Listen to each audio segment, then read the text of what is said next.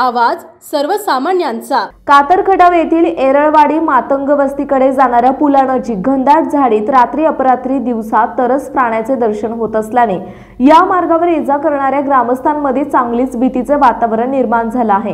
गेल्या 15 दिवसांपूर्वी रात्री ओढ्यातील दाट झाडीत स्थानिक ग्रामस्थांना तरसाने दर्शन दिले। त्यावेळी ग्रामस्थांनी सोशल मीडियावर बऱ्याच वाऱ्यासारख्या बातम्या पसरवल्या। तेव्हापासून रात्रीच्या वेळेस या मार्गावर ग्रामस्थ दबकून बसत आहेत। अशातच आज सकाळी 7:30च्या सुमारास पुन्हा शेतात तरस प्राण्याने दर्शन दिल्याने ग्रामस्थांची चांगलीच त्रैधा तिरपट उडाली। गावाच्या अगदी शेजारी ओढ्यातील दाट झाडीत तरस प्राण्याने जणू ठियाच केला। त्यामुळे एकीकडे खुमासदार चर्चा तर दुसरीकडे भीतीचे सावट ग्रामस्थांमध्ये दिसून येत आहे। या मार्गावर सध्या एरळवाडी मातंग वस्ती तसेच वाड्या वस्त्यावरील शेतामध्ये ये-जा करणाऱ्या लोकांची वर्दळ दिसून येते। अशा तऱ्हेने मंडळी या ठिकाणी अधूनमधून रात्री अपरात्री तरस प्राण्याचे दर्शन घडत असल्याने ग्रामस्थांमध्ये चांगलेच भीतीचे वातावरण निर्माण झाले। नमस्कार मंडळी, आपण पाहताय मायभूमी न्यूज। आता आपण आलो कातरखटाव इथे या मातंग वस्तीकडे जाणाऱ्या पुलावरतीच आहे आणि इथे तुम्हाला दिसते अचानक झाडी, इथे दाट झाडी दिसते। तर इथे एक अशी घटना घडायला लागली। तरुस प्राणी कधी रात्री अपरात्री कधी सकाळी असा दिसायला लागला आहे। तर इथे ग्रामस्थ आहेत ज्यांना दिसला आणि थोडंसं त्यांनी भयभीत झाले ते। तर काय सांगाल? काय म्हैस ठोकत होतो, म्हैसे समोरच दिसला तुम्हाला? बरं। आणि दिसल्यानंतर बिलो त्याला एकदम समोर असल्यामुळे मग मी त्याला दगड मारला। दगड मारल्यानंतर तो जरा पाठी सरला आणि इकडे वरती आला।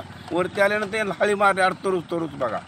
मग ह्यांनी बघितलं पुढे। मग म्हणजे सकाळी आज किती वाजता? म्हणजे 7 वाजता दिवसा दिसला? दिवसा।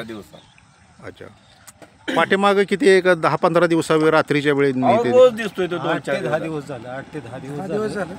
8-10 दिवसापासून दररोज संध्याकाळची कुत्री पण बघते ती। बरं। आणि दिवसातून किमान कोणाला ना कोणाला तरी अगदी ती दिसतोयच। अच्छा। पुन्हा आज सकाळी आम्ही प्रत्यक्ष बघितलंय आज बी, त्याच्यामुळे आज जरा आमच्याकडे भीतीचं वातावरण झालेलं आहे। म्हणजे असं तुम्हाला वाटतं का ह्या ठिकाणी असं त्याचा राहावा असणारच आहे अगदी 90%। आणि सकाळी व्यायामला मी येत होतो, दररोज मी इथे जिमला येतो। जिमला आल्यानंतर इथं सकाळी बघितलं तर हे म्हैशीला ठोकत होती खोटी। ते ठोकताना त्यांच्या अंगावर जाण्याचा प्रयत्न त्यानं केला। मग यांनी दगड मारला। दगड मारल्यानंतर वरून ह्या वावरातून खाली येत होता आणि माझी गाडी इथून पास होताना मला दिसला। मी थांबलो तर त्यानं माझ्या पण अंगावर येण्याचा प्रयत्न केला, म्हणून मी थोडा मागे सरकलो। नंतर तो इथून या झाडीमध्ये निघून गेला आणि तो कोणत्याही माणसांना वगैरे घाबरत नाही। आणि याच्या अगोदर त्याने 4 ते 5 कुत्र्यांचा जीव घेतलेला आहे आणि त्या मातंग वस्तीवरच्या कुत्र्यांना मारून त्याने खाऊन टाकलेला आहे। आणि लहान मुलांना वगैरे धोका वाटण्याची शक्यता जरा जास्त आहे। तर प्रशासनानं याच्यावर लक्ष दिलं पाहिजे। बाकी काही जण माणसांनी लहान मुलं येण्या जाण्याची, शाळेला जाण्याचा रस्ता आहे आणि तो भेद बी नाही, असं नाही। मेन रोड आहे, एरळवाडी रोड जाणारा जे आहे त्याच्यावरनं माणसाची सारखी वर्दळ असती। त्याच्यामुळे सरकारनं आपलं जरा इकडे लक्ष द्यावं। तर अशा तऱ्हेने मंडळी इथे रात्री अपरात्री येण्याचा मार्ग आहे। एरळवाडीकडे रोड जातो, मातंग वस्ती रोड जातोय आणि गावाच्या नजीकच अगदी म्हणजे ब्रिज आहे। आणि मासे पकडणाऱ्या 2 लहान मुलांना सुद्धा त्याने अटॅक करण्याचा प्रयत्न केला। खेकडे पकडत होते संध्याकाळी 5-6च्या सुमारास, तर त्यांच्यावर सुद्धा अटॅक करण्याचा प्रयत्न केला, पण त्यांच्यावर लहान मुलांवर कोणी लक्ष दिलं नाही की ती खोटी बातमी असेल किंवा काय। पण आम्ही ती सर्व शहानिशा समोरासमोर केलेली आहे, त्यामुळे आमचा पूर्णपणे विश्वास पटलेला की हा तरुसच हा प्राणी आहे।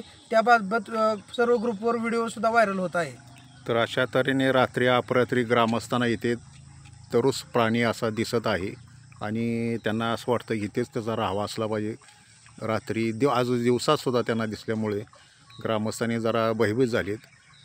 भीतीचं वातावरण पूर्ण झालेलं आहे। त्याच्यामुळं प्रशासनानं जरा इकडे लक्ष द्यावं आणि त्याचा बंदोबस्त करावा। आपल्या परिसरातील महत्त्वाच्या बातम्या पाहण्यासाठी मायभूमी न्यूज चॅनलला YouTubeवर सबस्क्राईब करा आणि बेल आयकॉन प्रेस करा।